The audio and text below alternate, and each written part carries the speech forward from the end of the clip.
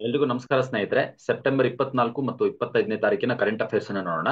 ಅದಕ್ಕಿಂತ ಮುಂಚೆ ನಮ್ಮ ಚಾನಲ್ಗೆ ಸಬ್ಸ್ಕ್ರೈಬ್ ಆಗಿಲ್ಲ ಅಂದ್ರೆ ಸಬ್ಸ್ಕ್ರೈಬ್ ಮಾಡ್ಕೊಳ್ಳಿ, ವಿಡಿಯೋನ ಲೈಕ್ ಮಾಡಿ, ಮತ್ತೆ ಎಲ್ಲ ಸ್ನೇಹಿತರಿಗೆ ಆಸ್ಪಿರೆಂಟ್ಸ್ ಗಳಿಗೆ ಶೇರ್ ಮಾಡಿ.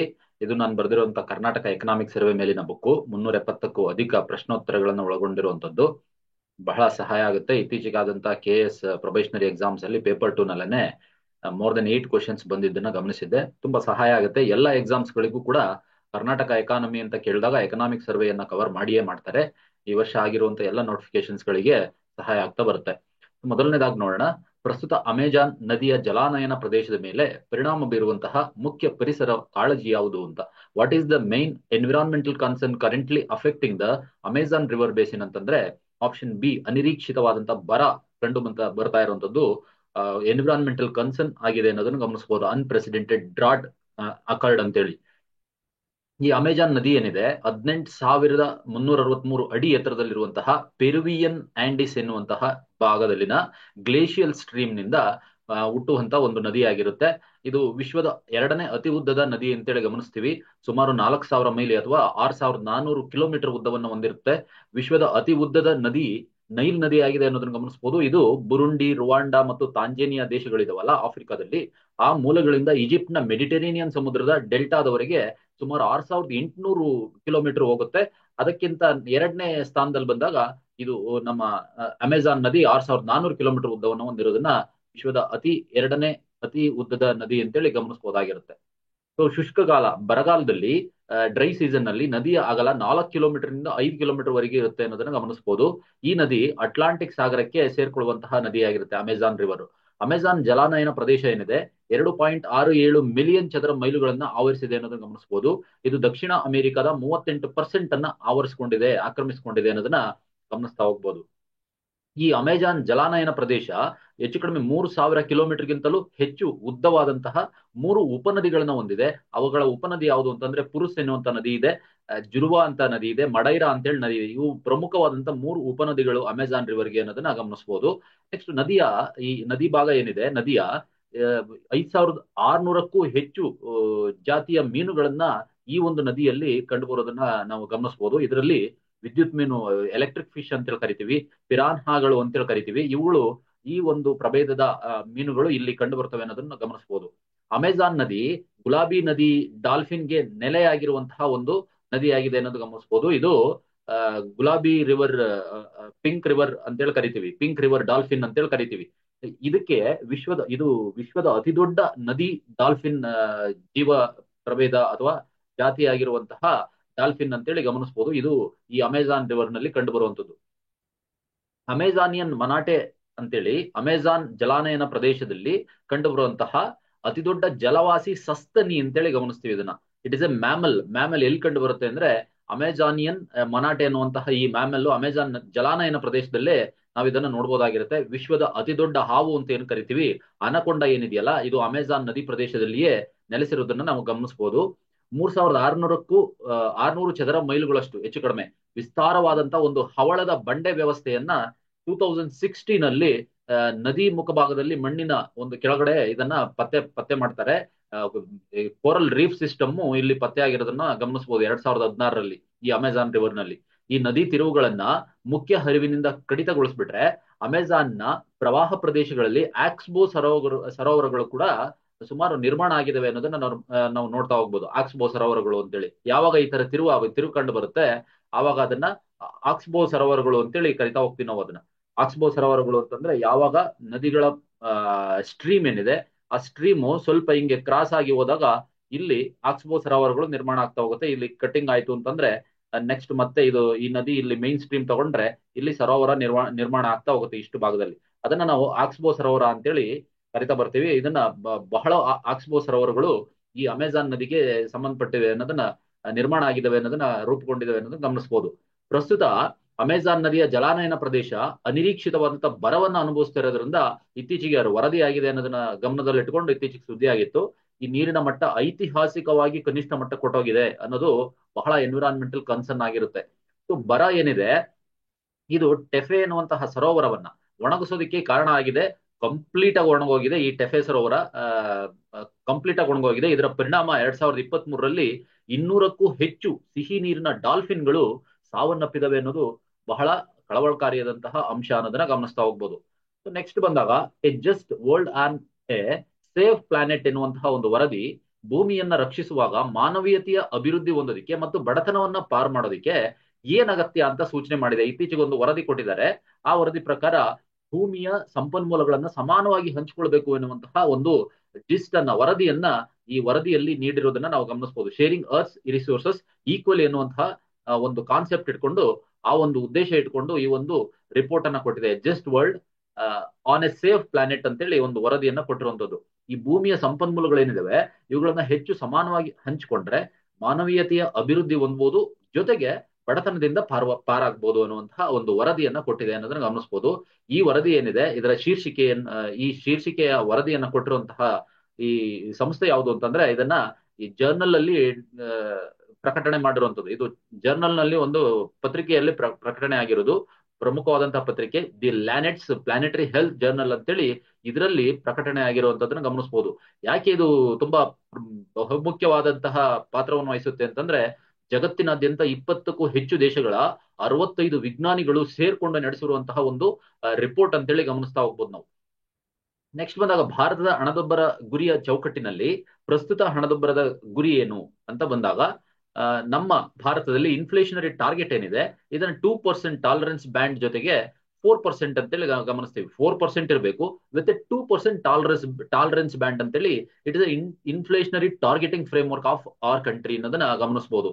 ಈ ಹಣದುಬ್ಬರ ಗುರಿ ಅನ್ನೋದು ಏನಿದೆಯಲ್ಲ ಇನ್ಫ್ಲೇಷನರಿ ಟಾರ್ಗೆಟ್, ಇದು ಒಂದು ಹಣಕಾಸು ನೀತಿಯ ಭಾಗ ಅಂತೇಳಿ ಗಮನಿಸಬಹುದು. ಕೇಂದ್ರ ಬ್ಯಾಂಕು ನಮ್ಮ RBI ಹಣದುಬ್ಬರದ ಗುರಿಯನ್ನ ನಿಗದಿಪಡಿಸ್ತಾ ಹೋಗುತ್ತೆ. ಮತ್ತೆ ಅದನ್ನ ಸಾಧಿಸೋದಕ್ಕೆ ಬಡ್ಡಿ ದರಗಳನ್ನ ಅಡ್ಜಸ್ಟ್ ಮಾಡ್ತಾ ಹೋಗುತ್ತೆ, ಸರಿ ಹೊಂದಿಸ್ತಾ ಬರುತ್ತೆ. ಆ ಮೂಲಕ 2009 ಮತ್ತು 2012ರಲ್ಲಿ ಏನು ಭಯಂಕರವಾದಂತಹ ಹಣದುಬ್ಬರ 15%ಗೆ ಏರಿಕೆ ಆಗಿತ್ತು, ಅಂತಹ ಹೆಚ್ಚಿನ ಹಣದುಬ್ಬರವನ್ನ ಅನುಭವಿಸಿದ ನಂತರ ಭಾರತ ಈ ಹಣದುಬ್ಬರ ಗುರಿಯನ್ನ ಅಳವಡಿಸಿಕೊಂಡಿರೋದನ್ನ ನಾವು ಗಮನಿಸಬಹುದು. 2016ರ ಹಣಕಾಸು ಕಾಯ್ದೆ ಏನಿದೆಯಲ್ಲ ಅದು ವಿತ್ತೀಯ ನೀತಿಯ ಪ್ರಾಥಮಿಕ ಗುರಿಯಾಗಿ ಬೆಲೆ ಸ್ಥಿರತೆಗೆ ಆದ್ಯತೆ ನೀಡೋದಕ್ಕೋಸ್ಕರ ನಮ್ಮ RBI ನ ಕಾಯ್ದೆಗೂ ಕೂಡ ತಿದ್ದುಪಡಿ ಮಾಡಿದೆ ಅನ್ನೋದನ್ನ ಗಮನಿಸಬಹುದು. ಇನ್ಫ್ಲೇಷನರಿ ಟಾರ್ಗೆಟ್ ಅನ್ನ ಒಂದು ಮಿತಿಯಲ್ಲಿ ಇಡೋದಕ್ಕೋಸ್ಕರ, ಬೆಲೆ ಸ್ಥಿರತೆಯನ್ನ ಕಾಪಾಡ್ಕೊಳ್ಳೋದಕ್ಕೋಸ್ಕರ. ಸೊ ನೆಕ್ಸ್ಟ್ ಈ RBI ವಿತ್ತೀಯ ನೀತಿಯನ್ನು ರೂಪಿಸೋದಕ್ಕೆ ಹೊಂದಿಕೊಳ್ಳುವಂತಹ ಹಣದುಬ್ಬರ ಗುರಿಯ ಚೌಕಟ್ಟನ್ನ ಬಳಸ್ತಾ ಹೋಗುತ್ತೆ. ಹಣದುಬ್ಬರದ ಗುರಿಗಳನ್ನ ಸಾಧಿಸೋದಕ್ಕೆ 6 ಸದಸ್ಯರ ನಮ್ಮ MPC ಇದೆಯಲ್ಲ, ಮಾನಿಟರಿ ಪಾಲಿಸಿ ಕಮಿಟಿ ಏನಿದೆಯಲ್ಲ, ಹಣಕಾಸು ನೀತಿ ಸಮಿತಿ, ಇದನ್ನ ಸ್ಥಾಪನೆ ಮಾಡಿದ್ದಾರೆ 2016ರಲ್ಲಿ. ಆಗಸ್ಟ್ 2016ರಲ್ಲಿ ಘೋಷಿಸಲಾದಂತಹ ಹಣದುಬ್ಬರದ ಗುರಿಯನ್ನ 4%ಗೆ ನಿಗದಿ ಮಾಡಿದ್ದಾರೆ. ಮೇಲಿನ ಸಹಿಷ್ಣುತೆ ಅಂದ್ರೆ ಹೈಯೆಸ್ಟ್ ಟಾಲರೆನ್ಸ್ ಬಂದಾಗ, ಅಪ್ಪರ್ ಟಾಲರೆನ್ಸ್ ಬಂದಾಗ 6% ತಡ್ಕೊಳ್ಬಹುದು, ಲೋವರ್ ಟಾಲರೆನ್ಸ್ ಬಂದಾಗ 2% ತಡ್ಕೊಳ್ಬಹುದು. ಅಂದ್ರೆ ಅತಿ ಕಡಿಮೆ ಅಂತಂದ್ರೆ 2% ಗಿಂತ ಕೆಳಗೆ ಹೋಗ್ಬಾರ್ದು, ಮತ್ತೆ 6% ಗಿಂತ ಜಾಸ್ತಿ ಹೋಗ್ಬೋದು. ಈ ಒಂದು ಗುರಿಯನ್ನ, ಹಣದುಬ್ಬರದ ಗುರಿಯನ್ನ ಭಾರತದ ಕೇಂದ್ರ ಬ್ಯಾಂಕ್ RBI ಗಮನದಲ್ಲಿ ಇಟ್ಕೊಂಡಿದೆ ಅನ್ನೋದನ್ನ ಗಮನಿಸಬಹುದು. ನೆಕ್ಸ್ಟ್ ಆಹಾರದ ಬೆಲೆಗಳಿದಾವಲ್ಲ, ಈ ಗ್ರಾಹಕ ಬೆಲೆ ಸೂಚ್ಯಂಕದಲ್ಲಿ ಅತ್ಯಂತ ಪ್ರಮುಖವಾದ ಪಾತ್ರವನ್ನು ವಹಿಸ್ತವೆ. ಸೂಚ್ಯಂಕದ 46% ವೈಟೇಜು ಈ CPI ನಲ್ಲಿ ಫುಡ್ ಪ್ರಾಡಕ್ಟ್ಸ್ ಗಳಿಗೆ ಫುಡ್ ಪ್ರೈಸಸ್ ಅನ್ನ ನಾವು ಕನ್ಸಿಡರ್ ಮಾಡಬಹುದು ಅನ್ನೋದನ್ನ ಗಮನಿಸಬಹುದು. ಉರ್ಜಿತ್ ಪಟೇಲ್ ಅಂತೇಳಿ ಮಾಜಿ ಗವರ್ನರ್ ಏನಿದ್ರು, RBI ಗವರ್ನರ್, ಅವರ ಸಮಿತಿ 2014ರಲ್ಲಿ ಏನ್ ಮಾಡುತ್ತೆ, ಹಣದುಬ್ಬರವನ್ನ ಅಳತೆ ಮಾಡೋದಕ್ಕೋಸ್ಕರ, ಮಾಪನ ಮಾಡೋದಕ್ಕೆ ಸಗಟು ಬೆಲೆ ಸೂಚ್ಯಂಕದ ಬದಲಿಗೆ CPI ನ ಬಳಸ್ಕೊಳ್ಳಿ. ಹಾಗಾಗಿ CPI is a wide formula ಅಥವಾ wide barometer to measure the inflation ಅಂತೇಳಿ ಹಣದುಬ್ಬರವನ್ನ ಮೆಜರ್ ಮಾಡ್ಲಿಕ್ಕೆ ಬಹಳ ಪ್ರಮುಖವಾದಂತಹ ಒಂದು ವಿಧಾನ ಅಂತಂದ್ರೆ ಅಥವಾ ಮಾದರಿ ಅಂತಂದ್ರೆ CPI ಆಗಿರ್ಬೇಕು ಅಂತೇಳಿ ಉರ್ಜಿತ್ ಪಟೇಲ್ ಕಮಿಟಿ ಅವರು ರಿಪೋರ್ಟ್ ಕೊಟ್ಟಿದ್ದನ್ನ ನಾವು ಗಮನಿಸಬಹುದು. ಪ್ರಮುಖ ಹಣದುಬ್ಬರ ಏನಿದೆ, ಕೋರ್ ಇನ್ಫ್ಲೇಷನ್ ಅಂತ ಏನ್ ಕರಿತೀವಿ, ಇದು ಅತ್ಯಂತ ಕಡಿಮೆ ಚಂಚಲವಾಗಿರುವಂತಹ ಒಂದು ಹಣದುಬ್ಬರ ವಿಧ ಅಂತ ಹೇಳ್ಬೋದು. ಯಾಕೆಂದ್ರೆ ಇದು ಆಹಾರ ಮತ್ತು ಇಂಧನ ಬೆಲೆಗಳನ್ನ ಒಳಗೊಂಡಿರೋದಿಲ್ಲ, ತೆಗೆದಾಕಿರುತ್ತೆ. ನೀತಿ ನಿರ್ಮಾಣಕ್ಕಾಗಿ ಹೆಚ್ಚು ಸ್ಥಿರವಾದಂತಹ ಒಂದು ಕ್ರಮವನ್ನ ನೀಡ್ತಾ ಹೋಗುತ್ತೆ. ಆಹಾರ ಮತ್ತು ಇಂಧನ ಬೆಲೆಗಳನ್ನ ಬಿಟ್ಟು ಕ್ಯಾಲ್ಕುಲೇಟ್ ಮಾಡೋದನ್ನ ನಾವು ಕೋರ್ ಇನ್ಫ್ಲೇಷನ್ ಅಂತ ಕರಿತೀವಿ. ನೆಕ್ಸ್ಟ್ ಹೆಡ್ಲೈನ್ ಇನ್ಫ್ಲೇಷನ್ ಬಂದಾಗ, ಹೆಡ್ಲೈನ್ ಹಣದುಬ್ಬರ ಅಂತ ಏನ್ ಕರಿತೀವಲ್ಲ, ಇನ್ನೊಂದು ವಿಧ ಇದು. ಈ ಹೆಡ್ಲೈನ್ ಇನ್ಫ್ಲೇಷನ್ ನಲ್ಲಿ ಆರ್ಥಿಕತೆಯ ಒಟ್ಟು ಹಣದುಬ್ಬರ ದರವನ್ನ ಪ್ರತಿಬಿಂಬಿಸುವಂತಹ ಆಹಾರ ಮತ್ತು ಇಂಧನದಂತ ವಸ್ತುಗಳನ್ನ ಒಳಗೊಂಡಂತೆ, ಇಲ್ಲಿ ಆಹಾರ ಮತ್ತು ಇಂಧನಗಳನ್ನ ಸೇರಿಸಿಕೊಳ್ಳಲಾಗುತ್ತೆ. ಈ ಎಲ್ಲಾ ವಸ್ತುಗಳನ್ನ ಒಳಗೊಂಡು ಇನ್ಫ್ಲೇಷನ್ ಅನ್ನ ಮೆಜರ್ ಮಾಡ್ತಾ ಹೋಗ್ತಾರೆ. ಅದನ್ನ ಹೆಡ್ಲೈನ್ ಇನ್ಫ್ಲೇಷನ್ ಅಂತೇಳಿ ನಾವು ಕರಿತೀವಿ. ಈ ರಚನಾತ್ಮಕ ಸಮಸ್ಯೆಗಳು ಏನು ಉದ್ಭವಿಸ್ತಾ ಹೋಗ್ತವೆ ಅಂದ್ರೆ, ಆಹಾರ ಬೆಲೆಗಳು ಭಾರತದಲ್ಲಿ ಜೀವನ ವೆಚ್ಚದ ಮೇಲೆ ಗಮನಾರ್ಹ ಪರಿಣಾಮವನ್ನ ಬೀರ್ತಾ ಹೋಗ್ತವೆ. ಹಾಗಾಗಿ ಆಹಾರ ಹಣದುಬ್ಬರ ಯಾವಾಗ್ಲೂ ಒಟ್ಟಾರೆ ಹಣದುಬ್ಬರ ದರಕ್ಕೆ ಹೊಂದಿಕೆ ಆಗಲ್ಲ ಅನ್ನೋದನ್ನ ಗಮನಿಸಬಹುದು. ನೆಕ್ಸ್ಟ್ ಬಂದಾಗ 2023-24ರ ಆರ್ಥಿಕ ಸಮೀಕ್ಷೆಯಲ್ಲಿ ಭಾರತದ ಹಣದುಬ್ಬರ ಗುರಿ ಚೌಕಟ್ಟಿನಿಂದ ಆ, ಆಹಾರದ ಬೆಲೆಗಳನ್ನ ಹೊರಗಿಡೋದಕ್ಕೆ ಸಲಹೆಯನ್ನ ಕೊಟ್ಟಿದ್ದಾರೆ. ಭಾರತದಲ್ಲಿ ಏನ್ ಸಲಹೆ ಕೊಟ್ಟಿದ್ದಾರೆ? ನಮ್ಮ ಹಣದುಬ್ಬರ ಗುರಿ ಚೌಕಟ್ಟಿನಿಂದ ಈ ಇನ್ಫ್ಲೇಷನರಿ ಟಾರ್ಗೆಟ್ ಫ್ರೇಮ್ವರ್ಕ್ ಏನಿದೆಯಲ್ಲ, ಇದರಿಂದ ಯಾವುದರ ಬೆಲೆಗಳನ್ನ ಹೊರಗಿಡಬೇಕು ಅಂತೇಳಿ ಸಲಹೆ ನೀಡಲಾಗಿದೆ ಅಂದ್ರೆ ಆಹಾರದ ಬೆಲೆಗಳನ್ನ ಹೊರಗಿಡಬೇಕು ಅಂತ. ಯಾಕಂದ್ರೆ ತುಂಬಾ ಚಂಚಲವಾಗಿರುತ್ತೆ, ಹಾಗಾಗಿ ಸ್ಥಿರತೆಯನ್ನ ಕಾಪಾಡ್ಕೊಳ್ಲಿಕ್ಕೆ ಆಗೋದಿಲ್ಲ. ಒಂದು ಸ್ಥಿರ ನೀತಿಯನ್ನ ಸರ್ಕಾರ ರಚನೆ ಮಾಡೋದಕ್ಕೆ ಕಷ್ಟಕರ ಆಗುತ್ತೆ ಅನ್ನುವಂತಹ ಉದ್ದೇಶದಿಂದ 2023-24 ಎಕನಾಮಿಕ್ ಸರ್ವೆನಲ್ಲಿ ಈ ಒಂದು ಸಜೆಷನ್ ಅನ್ನ ಕೊಟ್ಟಿದ್ದಾರೆ ಅನ್ನೋದನ್ನ ನಾವು ಗಮನದಲ್ಲಿಟ್ಕೊಳ್ಬೇಕು. ನೆಕ್ಸ್ಟ್, ಈ ಕೆಳಗಿನ ಯಾವ ನದಿಗಳು ಅಸ್ಸಾಂನ ಬರಾಕ್ ಭುವನ್ ವನ್ಯಜೀವಿ ಅಭಯಾರಣ್ಯದ ಮೂಲಕ ಹರಿತಾ ಹೋಗ್ತವೆ ಅನ್ನೋದನ್ನ ಗಮನಿಸ್ತಾರೆ. ಆಪ್ಷನ್ ಬಿ, ಬರಾಕ್ ಮತ್ತು ಸೋನೈ ಅಂತೇಳಿ ಕರೀತಾರೆ. ಬರಾಕ್ ಮತ್ತು ಸೋನೈ ಎನ್ನುವಂತಹ ರಿವರ್ಸ್ ಗಳು ಈ ಅಭಯಾರಣ್ಯದ ಮೂಲಕ, ವನ್ಯಜೀವಿ ಅಭಯಾರಣ್ಯ ಏನಿದೆ ವೈಲ್ಡ್ ಲೈಫ್ ಸ್ಯಾಂಕ್ಚುರಿ ಮೂಲಕ ಅಸ್ಸಾಂನಲ್ಲಿ ಹರಿತಾವೆ ಅನ್ನೋದನ್ನ ಗಮನಿಸಬಹುದು. ಈ ಬರಾಕ್ ಭುವನ್ ವನ್ಯಜೀವಿ ಅಭಯಾರಣ್ಯ ಅಸ್ಸಾಂನ ಕ್ಯಾಚರ್ ಜಿಲ್ಲೆಯಲ್ಲಿರುವಂತದ್ದು. ಈ ವೈಲ್ಡ್ ಲೈಫ್ ಸ್ಯಾಂಕ್ಚುರಿ ಏನಿದೆ ಬರಾಕ್ ಕಣಿವೆಯ ಭಾಗ ಆಗಿರೋದ್ರಿಂದ ಇದು ಬೋರೈಲ್ ವನ್ಯಜೀವಿ ಅಭಯಾರಣ್ಯವನ್ನು ಕೂಡ ಒಳಗೊಂಡಿರುತ್ತೆ ಅನ್ನೋದನ್ನ ಗಮನಿಸಬಹುದು. ವೈಲ್ಡ್ ಲೈಫ್ ಸೆಂಚುರಿ, ಬೋರೈಲ್ ಅನ್ನುವಂತಹ ವೈಲ್ಡ್ ಲೈಫ್ ಸೆಂಚುರಿ ಕೂಡ ಇದರ ಜೊತೆಗೇನೆ ಇದೆ ಅನ್ನೋದನ್ನ ಗಮನಿಸಬಹುದು. ಕಂಬೈನ್ ಮಾಡಿದ್ದಾರೆ. ಬರಾಕ್ ಮತ್ತು ಸೋನೈ ರಿವರ್ಸ್ ಏನಿದೆ ವನ್ಯಜೀವಿ ಅಭಯಾರಣ್ಯದ ಮೂಲಕ ಹರಿತಾ ಹೋಗ್ತವೆ. ಹಾಗಾಗಿ ಈ ಅಭಯಾರಣ್ಯಕ್ಕೆ ಬರಾಕ್ ನದಿಯ ಹೆಸರನ್ನೇ ಇಟ್ಟಿದ್ದಾರೆ ಅನ್ನೋದನ್ನ ಗಮನಿಸಬಹುದು. ಕಿಂಗ್ ಕೋಬ್ರಾ ಇದೆಯಲ್ಲ ಹಾವು, ಇದು ಸಾಮಾನ್ಯವಾಗಿ ಈ ಅಭಯಾರಣ್ಯದಲ್ಲಿಯೇ ಕಂಡು ಬರುವಂತಹ ಒಂದು ಹಾವಾಗಿರುತ್ತೆ ಅಂತೇಳಿ ಗಮನಿಸಬಹುದು. ಇಲ್ಲಿ ಸಸ್ಯವರ್ಗಕ್ಕೆ ಬಂದಾಗ ಉಷ್ಣವಲಯದ ನಿತ್ಯ ಹರಿದ್ವರ್ಣ ಕಾಡುಗಳು ಬರ್ತವೆ. ಈಶಾನ್ಯ ರಾಜ್ಯಗಳಾಗಿರೋದ್ರಿಂದ ಅರೆನಿತ್ಯ ಹರಿದ್ವರ್ಣ ಕಾಡುಗಳು ಅಂತೇಳಿ ಕರಿತೀವಿ. ಸೆಮಿ ಎವರ್ಗ್ರೀನ್ ಕಾಡುಗಳು ಅಂತ, ಮತ್ತೆ ಟ್ರಾಪಿಕಲ್ ಡಿಸಿಡಿಯಸ್ ಫಾರೆಸ್ಟ್ ಅಂತೇಳಿ ಕರಿತೀವಿ, ಪತನಶೀಲ ಕಾಡುಗಳು ಅಂತೇಳಿ ಕರಿತೀವಿ. ಇವುಗಳನ್ನ ಇಲ್ಲಿ ಗಮನಿಸಬಹುದು. ಈ ಬರಾಕ್ ನದಿ ಇದೆಯಲ್ಲ ಮಣಿಪುರ ಬೆಟ್ಟಗಳಲ್ಲಿ ಹುಟ್ಟುತ್ತೆ. ಅಸ್ಸಾಂನ ಲಖಿಪುರ ಬಳಿ ಬಯಲು ಪ್ರದೇಶವನ್ನ ಪ್ರವೇಶ ಮಾಡ್ತಾ ಹೋಗುತ್ತೆ, ಪ್ಲೈನ್ ಲ್ಯಾಂಡ್ ಅನ್ನ. ಮಣಿಪುರದಲ್ಲಿ ಹುಟ್ಟುವಂಥದ್ದು ಬರಾಕ್ ನದಿ, ಆಮೇಲೆ ಅಸ್ಸಾಂನಲ್ಲಿ ಬಂದು ಸೇರ್ಕೊಳ್ತಾ ಹೋಗುತ್ತೆ. ಬಾಂಗ್ಲಾದೇಶವನ್ನ ತಲುಪೋದಕ್ಕಿಂತ ಮುಂಚೆ ಈ ಬರಾಕ್ ನದಿ ಮಣಿಪುರ, ಮಿಜೋರಾಂ ಮತ್ತು ಅಸ್ಸಾಂ ಈ 3 ರಾಜ್ಯಗಳಲ್ಲಿ ಹರಿಯುವಂತಹ ಒಂದು ನದಿ ಅನ್ನೋದನ್ನ ಗಮನಿಸಬಹುದು. ಈ ಬಾಂಗ್ಲಾದೇಶದಲ್ಲಿ ಬರಾಕ್ ಏನಿದೆ ಸುರ್ಮಾ ಮತ್ತು ಕುಶಿಯಾರ ಎನ್ನುವಂತಹ ನದಿಗಳಾಗಿ ವಿಭಜನೆಯಾಗಿ ಹರಿತಾ ಹೋಗುತ್ತೆ ಅನ್ನೋದನ್ನ ಗಮನಿಸಬಹುದು. ಈ ಬರಾಕು ಬಾಂಗ್ಲಾದೇಶಕ್ಕೆ ಹೋದಾಗ ಸುರ್ಮಾ ಮತ್ತು ಕುಶಿಯಾರ ಅಂತೇಳಿ 2 ನದಿಗಳಾಗಿ ವಿಭಜನೆಯಾಗಿ ಹರಿತಾ ಹೋಗುತ್ತೆ. ಈ ಬರಾಕ್ ನದಿ ಇದೆಯಲ್ಲ ಅಂತಿಮವಾಗಿ ಮೇಘನಾ ನದಿ ಇದೆಯಲ್ಲ ಬಾಂಗ್ಲಾದೇಶದಲ್ಲಿ, ಅದನ್ನ ರೂಪಿಸೋದಕ್ಕೆ ಮತ್ತೆ ಸ್ಟ್ರೀಮ್ ಆಗಿ ಕನ್ವರ್ಜ್ ಆಗ್ತಾ ಹೋಗುತ್ತೆ ಅನ್ನೋದನ್ನ ಗಮನಿಸಬಹುದು. ಅಲ್ಲಿ ಕನ್ವರ್ಜ್ ಆಗ್ತಾ ಹೋಗುತ್ತೆ. ನಂತರ ಇದು ಗಂಗಾ ಡೆಲ್ಟಾಕ್ಕೆ ಕಾರಣ ಆಗ್ತಾ ಹೋಗುತ್ತೆ ಬಾಂಗ್ಲಾದೇಶದಲ್ಲಿ ಅನ್ನೋದನ್ನ ಗಮನಿಸಬಹುದು. ನೆಕ್ಸ್ಟ್, ಈ ಬರಾಕ್ ಇದೆಯಲ್ಲ ಈಶಾನ್ಯ ಭಾರತದಲ್ಲಿ ಗಮನಿಸಿದಾಗ, ಇಡೀ ಈಶಾನ್ಯ ಭಾರತದಲ್ಲಿ ಬ್ರಹ್ಮಪುತ್ರ ನದಿ ಇದೆಯಲ್ಲ ಅದರ ನಂತರ 2ನೇ ಅತಿ ದೊಡ್ಡ ನದಿ ಅಂತೇಳಿ ನಾವು ಗಮನದಲ್ಲಿ ಇಟ್ಕೊಳ್ಬೇಕು. ಯಾಕಂದ್ರೆ 3 ರಾಜ್ಯಗಳಲ್ಲಿ ಹರಿಯುವಂತಹ ನದಿ ಆಗಿರುತ್ತೆ. ಸೋನೈ ನದಿ ಬರಾಕ್ ನದಿಗೆ ಉಪನದಿಯಾಗಿದೆ ಅನ್ನೋದನ್ನ ಗಮನಿಸಬಹುದು. ಇದನ್ನ ತುಯಿರಿಯಲ್ ಅಂತೇಳಿ ಕೂಡ ಕರೀತಾರೆ. ಇದನ್ನ ತುಯಿರಿಯಲ್ ರಿವರ್ ಅಂತೇಳಿ ಇದನ್ನ ಕರೀತಾರೆ ಅನ್ನೋದು ಗಮನಿಸಬಹುದು. ಈ ತುಯರಿಯಲ್ ಅಣೆಕಟ್ಟು ಇದೆಯಲ್ಲ ಇದಕ್ಕೂ ಒಂದು ಡ್ಯಾಮ್ ಕಟ್ಟಿದ್ದಾರೆ. ಸೋನೈ ನದಿಯ ಮೇಲಿರುವಂತಹ ಒಂದು ಡ್ಯಾಮ್ ಇದು ತುಯಿರಿಯಲ್ ಅಣೆಕಟ್ಟು ಅಂತೇಳಿ ಕರಿತೀವಿ. ತುಯಿರಿಯಲ್ ಡ್ಯಾಮ್ ಅಂತೇಳಿ ಕರಿತೀವಿ ಅದನ್ನ. ನೆಕ್ಸ್ಟ್, ಇತ್ತೀಚಿನ ಚುನಾವಣೆಗೆ ಬಂದಾಗ ಶ್ರೀಲಂಕಾದಲ್ಲಿ ಅದ ಚುನಾವಣೆ ಆದ ನಂತರ ಹೊಸ ಅಧ್ಯಕ್ಷರು ಯಾರು ಅಂತೇಳಿ ಗಮನಿಸಿದಾಗ ಆಪ್ಷನ್ ಸಿ, ಅನುರ ಕುಮಾರ ಡಿಸಾನಾಯಕೆ ಅಂತೇಳಿ ಗಮನಿಸಬೇಕು. ಅನುರ ಕುಮಾರ ಡಿಸಾನಾಯಕೆ ಹೊಸ ಅಧ್ಯಕ್ಷರಾಗಿ ಬಂದಿರುವಂತವ್ರು.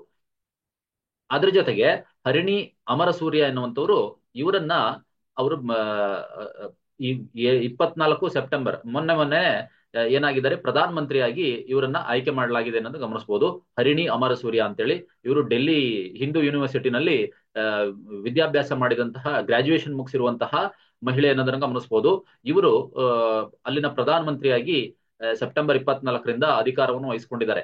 ಇತ್ತೀಚಿನ ಶ್ರೀಲಂಕಾದ ಅಧ್ಯಕ್ಷೀಯ ಚುನಾವಣೆ ಏನಿದೆ ಇದು ಜನಾಂಗೀಯ ವಿಭಜನೆ ಏನಿತ್ತು ಮುಂಚೆ, ಅದಕ್ಕಿಂತ ಹೆಚ್ಚಾಗಿ ಆರ್ಥಿಕ ಕಾಳಜಿ ಮೇಲೆ ನಡೆದಿರುವಂತಹ ಚುನಾವಣೆ ಅಂತೇಳಿ ಗಮನಿಸಬಹುದು.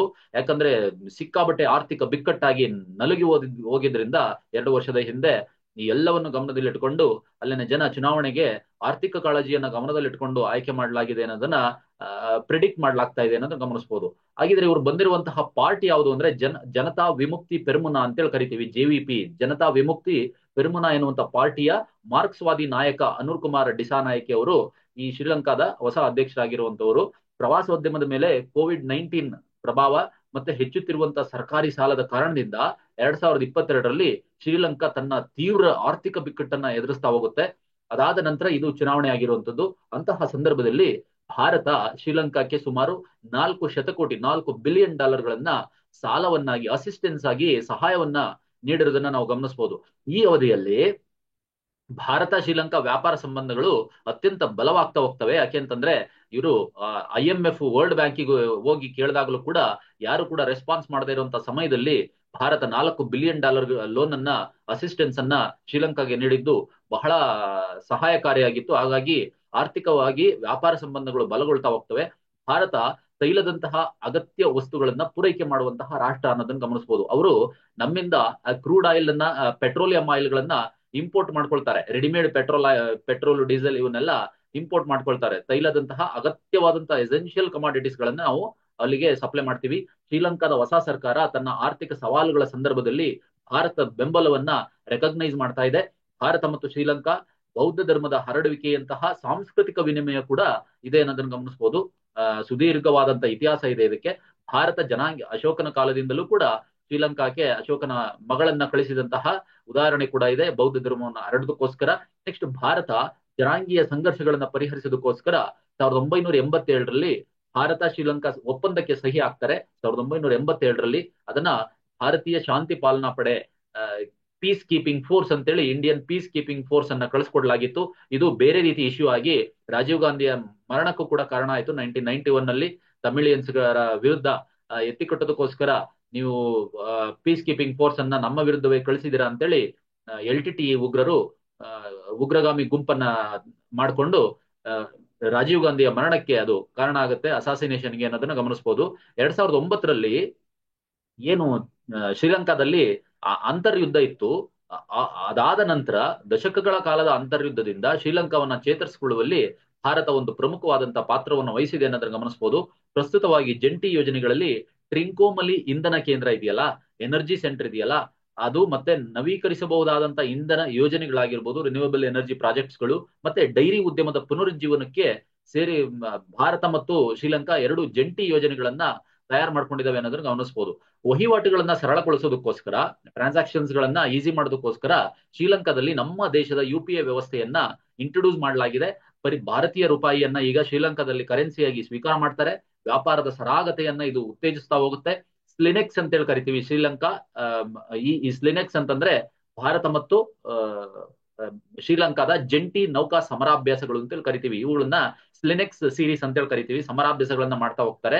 ಇವುಗಳನ್ನ ಒಳಗೊಂಡಂತೆ ಭಾರತ ಮತ್ತು ಶ್ರೀಲಂಕಾ ನಡುವಿನ ಸಹಕಾರದ ನಿರ್ಣಾಯಕ ಕ್ಷೇತ್ರ ಅಂತಂದ್ರೆ ಈ ಕಡಲ ಭದ್ರತೆ ಅಂತ ಏನಿದೆಯಲ್ಲ, ಇಡೀ ಭಾಗದಲ್ಲಿ, ಸಮುದ್ರ ಭಾಗದಲ್ಲಿ ಭದ್ರತೆಯನ್ನ ಒದಗಿಸುವ ಮ್ಯಾರಿಟೈಮ್ ಸೆಕ್ಯೂರಿಟಿ ಏನಿದೆ, ಅತ್ಯಂತ ಪ್ರಮುಖವಾದಂತಹ ಪಾತ್ರವಾಗಿ ಎರಡು ದೇಶಗಳು ನಿರ್ವಹಿಸ್ತಾ ಇದ್ದಾವೆ ಅನ್ನೋದನ್ನ ಗಮನಿಸಬಹುದು. ಹಂಬಂಟೋಟ ಒಂದು ಬಂದರ್ ಇದೆ, ಪೋರ್ಟ್ ಇದೆ. ಇದರ ಗುತ್ತಿಗೆ ಸೇರಿದಂತೆ ಶ್ರೀಲಂಕಾದಲ್ಲಿ ಚೀನಾದ ಪ್ರಭಾವ ಕೂಡ ಇದೆ. ಭಾರತಕ್ಕೆ ಕಾರ್ಯತಂತ್ರದ ಸವಾಲಾಗಿ ಇದು ಒಡ್ಡಿರುವುದನ್ನು ನಾವು ಗಮನಿಸಬಹುದು. ಇದಕ್ಕೋಸ್ಕರ ಭಾರತ ಮತ್ತು ಚೀನಾದ ನಡುವೆ ಕಾಂಪಿಟೇಷನ್ ಆಗಿ ಶ್ರೀಲಂಕಾ ಒಂದು ಪ್ಲಾಟ್ಫಾರ್ಮ್ ಆಗಿ ನಿರ್ಮಾಣ ಆಗಿರುತ್ತೆ. ಹಾಗಾಗಿ ಶ್ರೀಲಂಕಾದ ಹೊಸ ಸರ್ಕಾರ ಏನೇನ್ ನಡೆಸ್ತಾ ಇದ್ರು ಅದನ್ನ ತುಂಬಾ ಕೇರ್ಫುಲ್ ಆಗಿ ಭಾರತ ಗಮನಿಸ್ತಾ ಇರುತ್ತೆ ಅನ್ನೋದನ್ನ ಗಮನಿಸಬಹುದು ನಾವು. ನೆಕ್ಸ್ಟ್ ಬಂದಾಗ, ಜಪಾನು ತನ್ನ ಝೆಟಾ ಫ್ಲಾಪ್ಸ್ ಪ್ರಮಾಣದಲ್ಲಿ ಆ ಒಂದು ವೇಗದಲ್ಲಿ ಕಾರ್ಯನಿರ್ವಹಿಸುವಂತಹ ಫುಗಾಕು ಸೂಪರ್ ಕಂಪ್ಯೂಟರ್ನ ನಂತರದ ಅಡ್ವಾನ್ಸ್ಡ್ ಕಂಪ್ಯೂಟರ್ ಅನ್ನ ಯಾವಾಗ ಅಭಿವೃದ್ಧಿಪಡಿಸೋದಕ್ಕೆ ಸ್ಟಾರ್ಟ್ ಮಾಡ್ತಾ ಇದೆ ಅಂದ್ರೆ, ಆಪ್ಷನ್ ಬಿ, ಮುಂದಿನ ವರ್ಷ 2025ರಿಂದ ಹೊಸ ಮಾದರಿಯ ಸೂಪರ್ ಕಂಪ್ಯೂಟರ್ ಅನ್ನ ರೆಡಿ ಮಾಡೋದಕ್ಕೆ ತಯಾರು ಮಾಡ್ಕೊಂಡಿದೆ.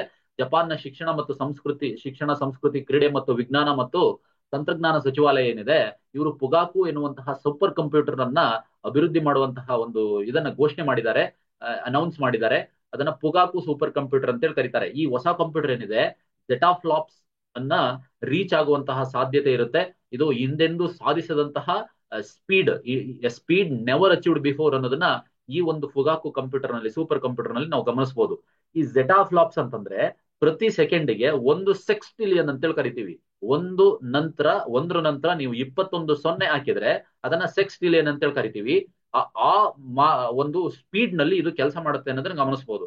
ಈ ಕಾರ್ಯಕ್ಷಮತೆ ಇದೆಯಲ್ಲ, ಇದರ ಮಟ್ಟ ಪ್ರಸ್ತುತ ಎಕ್ಸಾಸ್ಕೇಲ್ ಸಿಸ್ಟಮ್ಗಳಿಗಿಂತ 1000 ಪಟ್ಟು ಹೆಚ್ಚು ಶಕ್ತಿಶಾಲಿಯಾಗಿರುವಂತಹ, ಪವರ್ಫುಲ್ ಆಗಿರುವಂತಹ ಸಿಸ್ಟಮ್ ಆಗಿರುತ್ತೆ, ಸೂಪರ್ ಕಂಪ್ಯೂಟರ್ ಆಗಿರುತ್ತೆ ಅನ್ನೋದನ್ನ ಗಮನಿಸ್ತಾ ಹೋಗ್ಬೋದು. ನೆಕ್ಸ್ಟ್, ಇದಕ್ಕೆ ಸ್ವಲ್ಪ ಸಂಬಂಧಪಟ್ಟಂಗೆ ಈ ಫ್ರಾಂಟಿಯರ್ ಇದೆಯಲ್ಲ, ಫ್ರಾಂಟಿಯರ್ ನಂತ ಎಕ್ಸಾಸ್ಕೇಲ್ ಸಿಸ್ಟಮ್ಗಳು 1 ಎಕ್ಸಾಫ್ಲಾಪ್ ನಲ್ಲಿ ಕಾರ್ಯನಿರ್ವಹಿಸ್ತಾ ಹೋಗ್ತವೆ. ಫ್ರಾಂಟಿಯರ್ ನಂತ ಎಕ್ಸಾಸ್ಕೇಲ್ ಸಿಸ್ಟಮ್ಗಳೇನಿದಾವಲ್ಲ, ಈ ಫ್ರಾಂಟಿಯರ್ ಇಡೀ ಜಗತ್ತಿನಲ್ಲಿ ವಿಶ್ವದ ಅತ್ಯಂತ ವೇಗದ ಸೂಪರ್ ಕಂಪ್ಯೂಟರ್ ಅಂತೇಳಿ ಗಮನಿಸ್ತಾ ಇರೋದು ಇವಾಗ. ಈ ಫ್ರಾಂಟಿಯರ್ ನಂತ ಎಕ್ಸಾಸ್ಕೇಲ್ ಸಿಸ್ಟಮ್ಗಳೇನಿದಾವೆ 1 ಎಕ್ಸಾಫ್ಲಾಪ್ ನಲ್ಲಿ ಕಾರ್ಯನಿರ್ವಹಿಸ್ತಾ ಹೋಗ್ತವೆ. ಪ್ರತಿ ಸೆಕೆಂಡ್ಗೆ 1 ಕ್ವಿಂಟಿಲಿಯನ್ ಲೆಕ್ಕಾಚಾರಗಳಿಗೆ ಸಮನಾಗಿರುತ್ತೆ. ಅದನ್ನು ಮೀರಿ ಸ್ಪೀಡ್ ಅನ್ನ ಈ ಫುಗಾಕು ಸೂಪರ್ ಕಂಪ್ಯೂಟರ್ ನಲ್ಲಿ ನಾವು ಗಮನಿಸ್ತಾ ಹೋಗ್ಬೋದು. ಹೊಸ ಜೆಟಾಸ್ಕೇಲ್ ಸೂಪರ್ ಕಂಪ್ಯೂಟರ್ಗಳೇನಿದಾವೆ 2030 ವೇಳೆಗೆ ಆಗಮಿಸುವಂತಹ ನಿರೀಕ್ಷೆ ಇದೆ ಅಂತೇಳಿ ಒಂದು ಪ್ರೆಡಿಕ್ಷನ್ ಮಾಡಬಹುದು.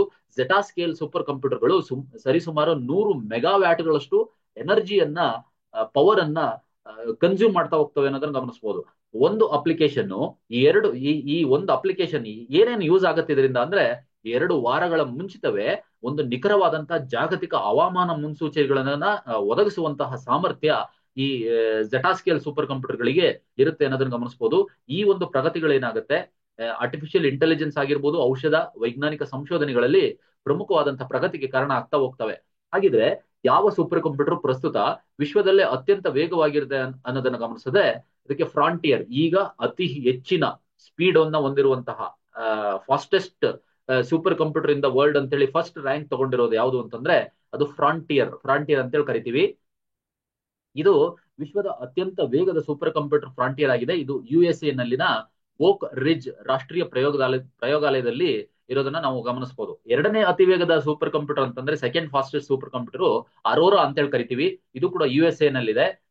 USA ಆರ್ಗೋನೆ ನ್ಯಾಷನಲ್ ಲ್ಯಾಬೋರೇಟರಿನಲ್ಲಿ ನಾವು ಗಮನಿಸಬಹುದು. ಮೂರನೇ ಫಾಸ್ಟೆಸ್ಟ್ ಸೂಪರ್ ಕಂಪ್ಯೂಟರ್ ಬಂದಾಗ, ಥರ್ಡ್ ಫಾಸ್ಟೆಸ್ಟ್ ಸೂಪರ್ ಕಂಪ್ಯೂಟರ್ ಬಂದಾಗ ಈಗಲ್ ಅಂತೇಳಿ ಕರಿತೀವಿ. ಅದು ಕೂಡ USA ನಲ್ಲಿದೆ. ಮೈಕ್ರೋಸಾಫ್ಟ್ ಅಜೂರ್ ನಿಂದ ಅದನ್ನ ಹೋಸ್ಟ್ ಮಾಡಲಾಗಿದೆ ಅನ್ನೋದು ಗಮನಿಸಬಹುದು. ಜಪಾನ್ ಫುಗಾಕು ಸೂಪರ್ ಕಂಪ್ಯೂಟರ್ ಏನಿದೆ ಇದು 4th ಪ್ಲೇಸ್ ಅಲ್ಲಿ ಇದೆ, 4th ಫಾಸ್ಟೆಸ್ಟ್ ಅಂತೇಳಿ ಕರಿಬಹುದು. 5th ಬಂದಾಗ ಲುಮಿ ಅಂತೇಳಿ ಕರೀತಾರೆ, ಸೂಪರ್ ಕಂಪ್ಯೂಟರ್ ಲುಮಿ ಅಂತೇಳಿ ಕರೀತಾರೆ. ಇದು ಫಿನ್ಲ್ಯಾಂಡ್ ನಲ್ಲಿರುವಂತಹ CSC IT centre for science ನಲ್ಲಿ ಇಟ್ಟಿರೋದನ್ನ ಗಮನಿಸಬಹುದು. ಸ್ವಿಟ್ಜರ್ಲೆಂಡ್ ನಲ್ಲಿರುವಂತದ್ದು 6th ರ್ಯಾಂಕ್ ಅಲ್ಲಿ ಪಡ್ಕೊಂಡಿರುವಂತದ್ದು 6th ಫಾಸ್ಟೆಸ್ಟ್ ಅಂತೇಳಿ, ಅದು ಆಲ್ಪ್ಸ್ ಅಂತೇಳಿ ಗಮನಿಸಬಹುದು ಅದನ್ನ. ನೆಕ್ಸ್ಟ್ ಇಟಲಿಯ ಲಿಯೋನಾರ್ಡೋ ಕಾರ್ಯಕ್ಷಮತೆಯೊಂದಿಗೆ ಸಿನೆಕಾ ಅಂತೇಳಿ ಏನು ಇಟ್ಟಿದ್ದಾರೆ ಅದನ್ನ 7ನೇ ಅತಿ ವೇಗದ ಸೂಪರ್ ಕಂಪ್ಯೂಟರ್ ಅಂತೇಳಿ ನಾವು ಕರಿತಾ ಹೋಗ್ಬೋದು. ಇಟಲೀಸ್ ಲಿಯೋನಾರ್ಡೋ ಅಂತೇಳಿ ಕರಿತೀವಿ, ಲಿಯೋನಾರ್ಡೋ ಅಂತ. ಇದು 7ನೇ ಅತಿ ವೇಗದ ಸೂಪರ್ ಕಂಪ್ಯೂಟರ್ ಜಗತ್ತಿನಲ್ಲಿ ಅನ್ನೋದನ್ನ ಗಮನಿಸಬಹುದು. ಇವು ನೆಕ್ಸ್ಟ್ 8th ರ್ಯಾಂಕಿಂಗ್ ಬಂದಾಗ ಇದು ಮಾರೆ ನೋಸ್ಟ್ರಮ್ ಅಂತೇಳಿ ಕರಿತೀವಿ, ಅಂತೇಳಿ. ನೆಕ್ಸ್ಟ್ 9th ರ್ಯಾಂಕ್ ಅಲ್ಲಿ ಬಂದಾಗ ಸಮಿಟ್ ಅಂತೇಳಿ ಕರಿತೀವಿ, ಅಂತೇಳಿ. ಇದು ಇಷ್ಟು top 9 super computers in world ಅಂತೇಳಿ ಗಮನಿಸ್ತಾ ಹೋಗ್ಬೋದು ನಾವು. ಜೂನ್ 2023ರಂತೆ ಭಾರತಕ್ಕೆ ಬಂದಾಗ ಈ ಕೆಳಗಿನವುಗಳಲ್ಲಿ ಯಾವುದು ಅತ್ಯಂತ ವೇಗದ ಸೂಪರ್ ಕಂಪ್ಯೂಟರ್ ಆಗಿದೆ ಅನ್ನೋದನ್ನ ಗಮನಿಸಬಹುದು. ನೋಡಿ, ಇತ್ತೀಚೆಗೆ ಪರಂ ಸಿದ್ಧಿಯನ್ನ ಪ್ರಧಾನ ಮಂತ್ರಿಯವರು ಉದ್ಘಾಟನೆ ಮಾಡಿದ್ರು, ಅದನ್ನ ಅನೌನ್ಸ್ ಮಾಡಿದ್ರು, ಅದನ್ನ ಗಮನಿಸಬಹುದು ನಾವು.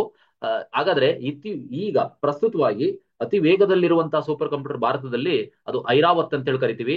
ಇವುಗಳನ್ನ ಹಲವು ಸೂಪರ್ ಕಂಪ್ಯೂಟರ್ಗಳನ್ನ ಏಪ್ರಿಲ್ 2015ರಲ್ಲಿ ಪ್ರಾರಂಭಿಸಲಾದಂತಹ ಭಾರತದ ರಾಷ್ಟ್ರೀಯ ಸೂಪರ್ ಕಂಪ್ಯೂಟಿಂಗ್ ಮಿಷನ್ ಅಡಿಯಲ್ಲಿ ನಿರ್ಮಾಣ ಮಾಡಲಾಗಿದೆ ಅನ್ನೋದನ್ನ ಗಮನಿಸಬಹುದು. ಇತ್ತೀಚೆಗೆ ಭಾರತದ ಪ್ರಧಾನಮಂತ್ರಿಗಳು ಪರಂ ಸಿದ್ಧಿ ಎನ್ನುವಂತಹ ಸೂಪರ್ ಕಂಪ್ಯೂಟರ್ ಅನ್ನ ಅನೌನ್ಸ್ ಮಾಡಿದ್ದಾರೆ. ನೆಕ್ಸ್ಟ್ ಜೂನ್ 2023ರಲ್ಲಿ ಭಾರತದಲ್ಲಿ ಅತಿ ವೇಗದ super computer AI super computer Airawat ಆಗಿರುತ್ತೆ. ಇದರ ಪರಂ ಸಿದ್ಧಿ ಭಾರತದ ಮತ್ತೊಂದು ಉನ್ನತವಾದಂತಹ ಸೂಪರ್ ಕಂಪ್ಯೂಟರ್ ಆಗಿದೆ. ಇದು 5.27 PFLOPS ಗರಿಷ್ಠ ಕಾರ್ಯಕ್ಷಮತೆ, ಗರಿಷ್ಠವಾದಂತಹ ಮ್ಯಾಕ್ಸಿಮಮ್ ಪರ್ಫಾರ್ಮೆನ್ಸ್ ಅನ್ನ ಹೊಂದಿರುವಂತಹ ಸೂಪರ್ ಕಂಪ್ಯೂಟರ್ ಅಂತೇಳಿ ಗಮನಿಸಬಹುದು. ಇದನ್ನೇ ಪ್ರಧಾನಮಂತ್ರಿಗಳು ಇತ್ತೀಚೆಗೆ ಉದ್ಘಾಟನೆ ಮಾಡಿದಂಥದ್ದು. ಪರಂ ಸಿದ್ಧಿ ಅಂತೇಳಿ ಕರಿತೀವಿ, ಪರಂ ಸಿದ್ಧಿ ಅಂತ ಇರುವಂತಹ ಹೆಸರಲ್ಲಿರುವಂತಹ ಸೂಪರ್ ಕಂಪ್ಯೂಟರ್ ಅಂತೇಳಿ. ಹಾಗಾದ್ರೆ ಈ ಐರಾವತ್ ಇದೆಯಲ್ಲ, ಇಡೀ ಜಗತ್ತಿನ 75ನೇ ಫಾಸ್ಟೆಸ್ಟ್ ಕಂಪ್ಯೂಟರ್ ಅಂತೇಳಿ ಕರಿತೀವಿ. 75ನೇ ಸ್ಥಾನದಲ್ಲಿದೆ ಇಡೀ ಜಗತ್ತಿನ ವೇಗದ ಸೂಪರ್ ಕಂಪ್ಯೂಟರ್ಸ್ ಗಳನ್ನ ಗಮನಿಸಿದಾಗ. ನಂತರ ಬಂದಾಗ ಈ ಪರಂ ಸಿದ್ಧಿಯನ್ನ AI ರಿಸರ್ಚ್ ಆಗಿರ್ಬೋದು, ಆರ್ಟಿಫಿಷಿಯಲ್ ಇಂಟೆಲಿಜೆನ್ಸ್ ರಿಸರ್ಚ್ ಆಗಿರ್ಬೋದು, ಹವಾಮಾನ ಮುನ್ಸೂಚನೆ ಆಗಿರ್ಬೋದು, ವೈದ್ಯಕೀಯ ಅಧ್ಯಯನಗಳಿಗೆ ಬಳಸಲಾಗ್ತಾ ಹೋಗ್ತಾರೆ. ಇದನ್ನ ಪರಂ ಸಿದ್ಧಿ ಸೂಪರ್ ಕಂಪ್ಯೂಟರ್ ನಿಂದ ಬಳಸಲಾಗುತ್ತೆ. ಹಾಗಾದ್ರೆ ಇತ್ತೀಚೆಗೆ ಆದಂತದ ಪ್ರಧಾನ ಮಂತ್ರಿಗಳಿಂದ ಉದ್ಘಾಟನೆ ಆದಂತದ್ದು ಪರಂ ರುದ್ರ ಅಂತ ಕರಿತೀವಿ. ಪರಂ ಸಿದ್ಧಿ ಅಲ್ಲ, ಪರಂ ರುದ್ರ ಅಂತೇಳಿ ಕರಿತೀವಿ. ಪರಂ ರುದ್ರ ಸೂಪರ್ ಕಂಪ್ಯೂಟರ್ ಅನ್ನ ಇತ್ತೀಚೆಗೆ ಪ್ರಧಾನ ಮಂತ್ರಿಗಳು ಉದ್ಘಾಟನೆ ಮಾಡಿರೋದನ್ನ ನಾವು ಗಮನಿಸಬಹುದು. ಅದನ್ನ ಪರಂ ರುದ್ರ ಅಂತೇಳಿ ಕರಿತೀವಿ. ನೆಕ್ಸ್ಟ್ ಪ್ರತ್ಯೂಷ್ ಅಂತ ಏನಿದೆ, ಭಾರತದ 2ನೇ ವೇಗದ ಹವಾಮಾನ ಕೇಂದ್ರಿತ ಸೂಪರ್ ಕಂಪ್ಯೂಟರ್ ಅಂತೇಳಿ ಗಮನಿಸಬಹುದು. ಅದನ್ನ ಪ್ರತ್ಯೂಷ್ ಅಂತೇಳಿ ಕರಿತೀವಿ. ನೆಕ್ಸ್ಟ್ ಬಂದಾಗ ಮಿಹಿರ್ ಸೂಪರ್ ಕಂಪ್ಯೂಟರ್ ಅಂತ ಕೂಡ ಇದೆ. ಇದನ್ನ ಹವಾಮಾನ ಪ್ರೆಡಿಕ್ಷನ್ ಗೋಸ್ಕರ ಸಹಾಯ ಮಾಡುತ್ತೆ, ಮತ್ತೆ ಹವಾಮಾನ ಬದಲಾವಣೆಗಳನ್ನ ಇದು ಅನುಸರಿಸ್ತಾ ಹೋಗುತ್ತೆ, ಅದನ್ನ ಗಮನಿಸ್ತಾ ಹೋಗುತ್ತೆ ಅನ್ನೋದನ್ನ ನೋಡಬಹುದು. IISc ಯಲ್ಲಿರುವಂತಹ ಸಹಸ್ರಾಟ್ ಎನ್ನುವಂತ ಒಂದು ಸೂಪರ್ ಕಂಪ್ಯೂಟರ್ ಇದೆ. ಏರೋಸ್ಪೇಸ್ ಇಂಜಿನಿಯರಿಂಗ್ ಆಗಿರ್ಬೋದು, ಆಣ್ವಿಕ ಸಂಶೋಧನೆಗಳಾಗಿರ್ಬೋದು, ಮಾಲಿಕ್ಯುಲರ್ ರಿಸರ್ಚ್ ಆಗಿರ್ಬೋದು, ಹವಾಮಾನ ಮಾಡೆಲಿಂಗ್ ಸಂಶೋಧನೆಗಳನ್ನ ಇದು ಸಪೋರ್ಟ್ ಮಾಡ್ತಾ ಹೋಗುತ್ತೆ ಸಹಸ್ರಾಟ್ ಅಂತ ಹೇಳ್ಬೋದು. ಇನ್ನೊಂದು ಆದಿತ್ಯ ಅಂತ ಹೇಳಿದೆ, ಇದು ಮಳೆ ಮುನ್ಸೂಚನೆ ಮತ್ತೆ ಇತರೆ ಹವಾಮಾನ ಸಂಬಂಧಿತ ಮಾದರಿಗಳ ಮೇಲೆ ಕೇಂದ್ರೀಕರಣವಾಗಿರುವಂತಹ ಸೂಪರ್ ಕಂಪ್ಯೂಟರ್. ಅದೇ ರೀತಿ ವಿಕ್ರಮ್ 100 ಅಂತ ಹೇಳಿದೆ ಸೂಪರ್ ಕಂಪ್ಯೂಟರ್. ಇದು ಬಾಹ್ಯಾಕಾಶ ವಿಜ್ಞಾನ, ಸ್ಪೇಸ್ ಟೆಕ್ನಾಲಜಿಗೋಸ್ಕರ ಮತ್ತೆ ಜಿಯೋ ಫಿಸಿಕ್ಸ್ಗೋಸ್ಕರ ಇದು ಸಮರ್ಪಿತವಾಗಿರುವಂತಹ ಸೂಪರ್ ಕಂಪ್ಯೂಟರ್ ಅಂತ ಹೇಳಿ ಗಮನಿಸ್ತಾ ಹೋಗ್ಬೋದು. ಹಾಗಾದ್ರೆ ಇತ್ತೀಚೆಗೆ ಭಾರತದ ಪ್ರಧಾನಮಂತ್ರಿಗಳು ಜಾರಿ ಮಾಡಿರುವಂತಹ ಅಥವಾ ಅನೌನ್ಸ್ ಮಾಡಿರುವಂತಹ ಸೂಪರ್ ಕಂಪ್ಯೂಟರ್ನ ನಾವು ಪರಂ ರುದ್ರ ಅಂತೇಳಿ ಕರಿತೀವಿ. ಪರಂ ರುದ್ರ ಶಿವಾಯ್ ಅಂತೇಳಿ ಈ ಒಂದು ಸೂಪರ್ ಕಂಪ್ಯೂಟರ್ ಅನ್ನ ಇತ್ತೀಚೆಗೆ ಪ್ರಧಾನಮಂತ್ರಿಗಳು ಲೋಕಾರ್ಪಣೆ ಮಾಡಿದ್ದಾರೆ ಅನ್ನೋದನ್ನ ಗಮನಿಸಬಹುದು. ಇಸ್ರೋ ಅಭಿವೃದ್ಧಿ ಪಡಿಸಿರುವಂತಹ ಸಾಗಾ 220 ಅಂತ ಹೇಳಿದೆ. ಇದು ಏರೋಸ್ಪೇಸ್ ಇಂಜಿನಿಯರಿಂಗ್ ಮತ್ತೆ ದ್ರವ ಡೈನಾಮಿಕ್ಸ್ ಗೆ ಬಳಸಲಾಗುತ್ತೆ. ಮತ್ತೆ IIT ಮಡ್ರಾಸ್ ಮೂಲದ ವಿರ್ಗೋ ಅಂತ ಏನಿದೆಯಲ್ಲ, ವಿರ್ಗೋ ಅಂತ ಒಂದು ಸೂಪರ್ ಕಂಪ್ಯೂಟರ್ ಇದೆ. ಇದು ಕೂಡ ಹವಾಮಾನಕ್ಕೆ ಸಂಬಂಧಿಸಿದಂತಹ ಉಪಗ್ರಹ ಡೇಟಾ ವಿಶ್ಲೇಷಣೆಗೆ ಇದನ್ನ ಬಳಸ್ತಾ ಹೋಗ್ತಾರೆ. ಐರಾವತ್ ಮತ್ತೆ ಪರಂ ಸಿದ್ಧಿ ಅಂತ ಸೂಪರ್ ಕಂಪ್ಯೂಟರ್ಗಳೇನಿದೆ ಭಾರತದಲ್ಲಿ ಕೃತಕ ಬುದ್ಧಿ ಮತ್ತೆ ಆರ್ಟಿಫಿಷಿಯಲ್ ಇಂಟೆಲಿಜೆನ್ಸ್ ರಿಸರ್ಚ್ಗೋಸ್ಕರ ಸಹಾಯ ಮಾಡ್ತಿರುವಂತಹ ಸೂಪರ್ ಕಂಪ್ಯೂಟರ್ಗಳಾಗಿರ್ತವೆ. ಹವಾಮಾನ ಮುನ್ಸೂಚನೆ ಮತ್ತು ಹವಾಮಾನ ಮಾಡ್ಲಿಂಗು ಭಾರತೀಯ ಸೂಪರ್ ಕಂಪ್ಯೂಟರ್ಗಳೇನಿದಾವೆ ಅವುಗಳ ಉನ್ನತ ಬಳಕೆಯಲ್ಲಿ ಒಂದಾಗಿರುತ್ತೆ ಅನ್ನೋದನ್ನ ಗಮನಿಸ್ತಾ ಹೋಗ್ಬೋದು. ನೆಕ್ಸ್ಟ್ ಬಂದಾಗ ಸೂರ್ಯನ ವರ್ಣಗೋಳ ಕ್ರೊಮಾಸ್ಪಿಯರ್ ಏನಿದೆ, ಇದರ ಪ್ರಾಥಮಿಕ ಲಕ್ಷಣ ಯಾವುದು ಅಂತ ಬಂದ್ರೆ ಆಪ್ಷನ್ ಸಿ.